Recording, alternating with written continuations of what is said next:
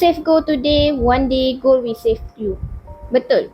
Sebab apa betul? Sebab kejadian yang baru-baru ni berlaku di Putra Heights akibat daripada letupan gas dah membuktikan yang sebenarnya emas ni sangat banyak manfaatnya bila mana kita simpan dari awal.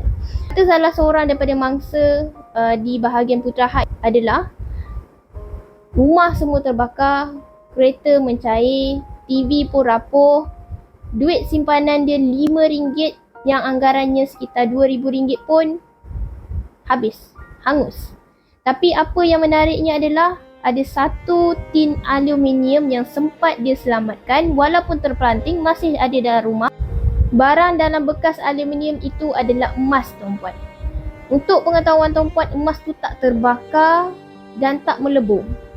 Dan untuk pengetahuan tuan-puan, emas ada takat lebur yang sangat tinggi iaitu 916 1063 darjah Celsius, manakala emas 999 adalah 1064 darjah Celsius.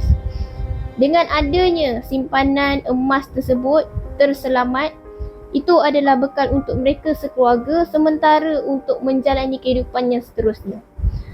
Rumah, kereta, TV, duit hangus sekelip mata. Tapi alhamdulillah dengan simpanan emas tadi, keluarga ni boleh survive untuk beberapa ketika. Tuan-puan bagaimana?